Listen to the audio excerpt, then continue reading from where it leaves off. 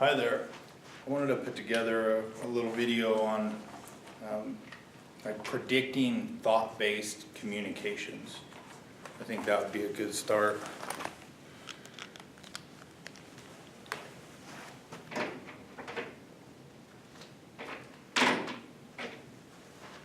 So, I think in the future, and kind of right now, we have some systems in place that we're able to use our minds to communicate with other people and other like brain-machine interfaces. So that's what I'd like to talk about today. So you got a person, whoops, the pen doesn't work too good.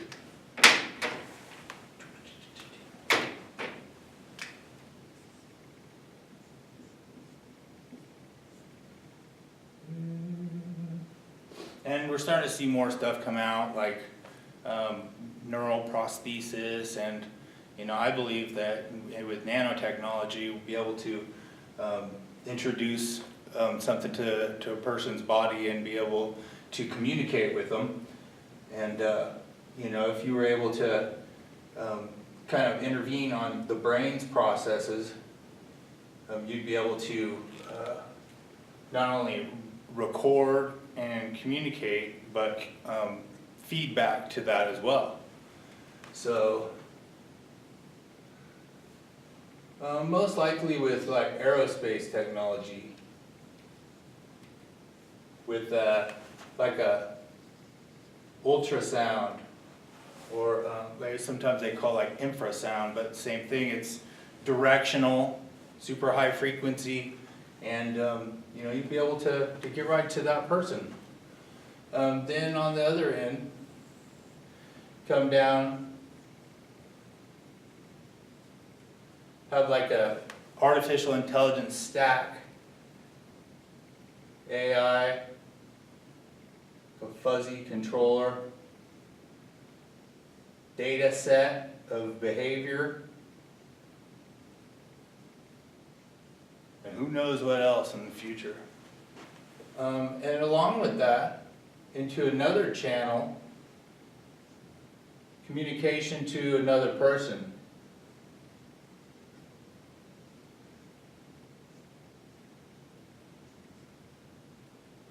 Same thing. They might have a prosthesis, or they might have some nanotech, some like neurochemistry based like nanotech in their minds or in their brain stem or in other places in their body. We're starting to see more chips and stuff that come out that we're trying to intervene on the peripheral nerve. DARPA has a program out that they're trying to focus on non-invasive and minimally invasive ways of modulating the peripheral nerve signals to increase neuroplasticity, which ultimately helps the person to gain control of their mind and to make them smarter and be able to accelerate learning. So we're seeing this stuff come out all the time. On top of that, you could have another channel where maybe you can communicate with two people. How this communication, I believe, is going to take place starts at the individual. The individual,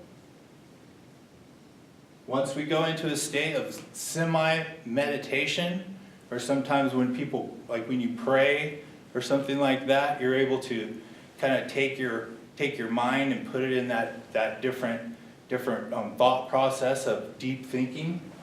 With that, each one of those particular thoughts that you're able to concentrate on has a set of frequencies that you would be able to attribute to, say, a picture of your girlfriend. So you think of your girlfriend, bam, goes over, there she is. Think about maybe problems in your life, questions. Each one of those is gonna have its own frequency, signature, if you will. So you have questions, sitting there daydreaming what to do today, what to do tomorrow, past problems in your life, issues like that. Bam, goes over here to this, it would be probably somewhere in a data center or something. There would be this controls, these processes taking place that would sit there, and if you have these questions, it would work from the data set probably. And then these other processes, artificial intelligence, would back it up. It would be able to feed back to you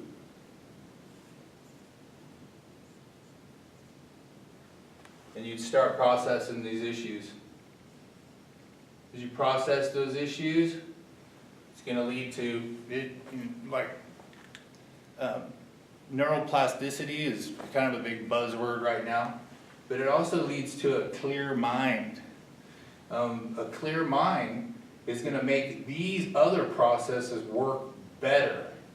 You'd be able to picture your girlfriend or boyfriend or mother or father or children or your boss or any of these people a lot better and a lot quicker just by solving some of these questions. Let's see here. Some of the other functions of this kind of stuff would be more localized, where people just in your environment. You know, you introduce ultrasonic frequencies, it's going to resonate. It's going to resonate to these other people right in the environment. Without this part wouldn't even be as needed, but that's how the signal's introduced, and it's strong enough, and it's two-way, so maybe this communication with these people right here in your environment will resonate to them. And it'll have this connectivity to this data set of information. This data set might also, to take it a little bit further, if you had these three people, you might have all three data sets merge. And you'd have a plethora of information right there, but it would be just what you needed to know. Like if you were in the workplace, it might work that way. But I think overall, probably the most useful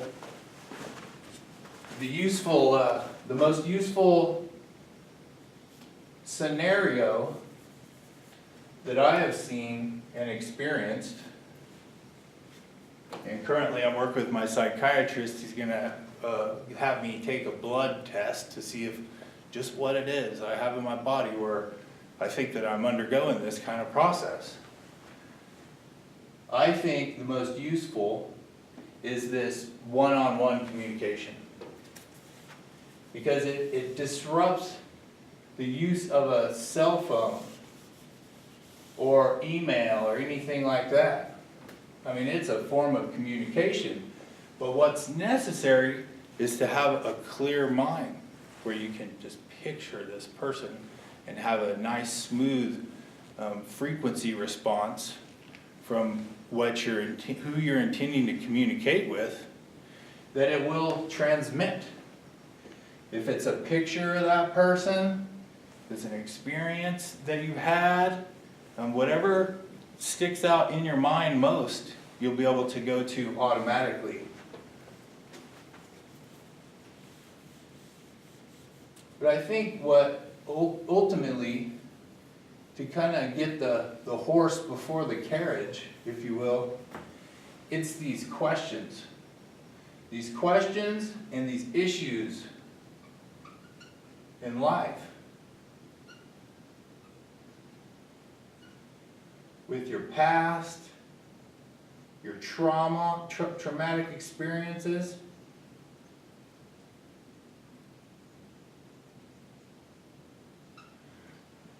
I know in my life, in this process that takes place with this brain-machine interface,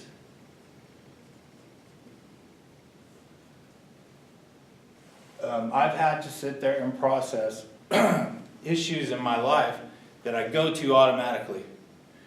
You know, if something happened, I feel like someone is out to get me, there's gonna be a few people that I automatically think about. And I have to sit there and come to terms with that and say, you know, they probably are not out to get me. They're probably just like what I'm doing, they're trying to live their life and take care of their own business. But in the mind is sitting there seeing things kind of in a kind of a flattened way in two dimensions where you kind of see it as something that could take place now based on something that happened in the past. Especially if it's a traumatic experience, because you go to it automatically. You're like, oh, this person got the girl, so this person must have the girl now, you know, and all these kind of things that happen in life where we are hurt, or where we had trauma, or where we made a mistake and had to live with the mistake for so long that it's like cutting a path through grass. You keep walking through it, and the next thing you know, the grass doesn't grow there anymore. It's a dirt path. In an effort to kind of reseed that, till it up, reseed it, and grow that grass back where it's nice looking lawn or nice consistent grass, these issues have to be confronted. This issues of the traumatic experiences I've noticed those stick out a lot, but a lot of it is emotional. Emotional damage. When something happened that you immediately changed your outlook on life, those experiences you go to automatically. So as we go forward and in the future, where we'll want to communicate with someone or communicate with this brain-machine interface, we will want to have a clear mind where we can picture this person almost in our minds without all of this clutter. That's not going to help. And it'll make it to where it won't work. The mind will just be so noisy that it won't be able to think individualized thoughts.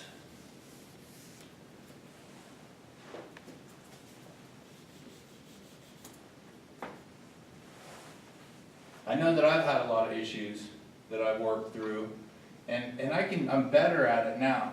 I can picture a person. I can, picture like my friends, just like I can almost see them. And I think with being able to do that, you're going to emit a certain series of frequencies. And from there, that communication will be able to take place to that person.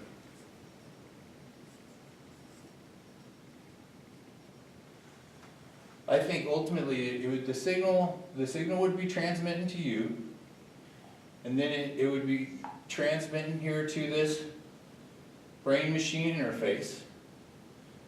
Once it transmits from you and it makes its way to the brain-machine interface, it'll process this frequency pattern or signature, if you will, here. And then from there, it'll communicate, it will relay to the other person. Then you're connected. So I think ultimately that's how it will work. I have never had anyone come to me, even asking them questions, and them explain to me how this works. So I'm trying to explain it right now. But after dealing with it for so long, I think that's how it works. Also, there's another feature as well, where when you're thinking about something, you're trying to put together a thought that you kind of hear in your head as a voice. As you're putting that thought together, it can be intervened on. So while you're thinking, oh, maybe tomorrow I'll go to the grocery store, instead of grocery store,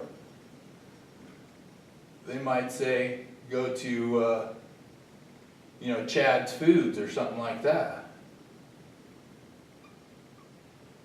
A decision assistance program that will let you know which grocery store you should go to, maybe based on the coupons that you have, or maybe they're having a sale on pineapple and you wanted to get a pineapple and they're only 99 cents. So that's where it could be, it could help with decision making, decision reinforcement, where these thoughts would transmit from you down here, would decode, get augmented, and then back to you. So it'd be, tomorrow I'm gonna go to Chad's Foods instead of the grocery store. That's gonna be a wonderful addition to this array of processes. And I'm really looking forward to it. I think it's pretty awesome. But the difficult part is clearing the mind out, where you have ground level truth, and you also are able to use inference on the past and be able to make sense of what has happened to you, and that you've come to terms with it. Thank you.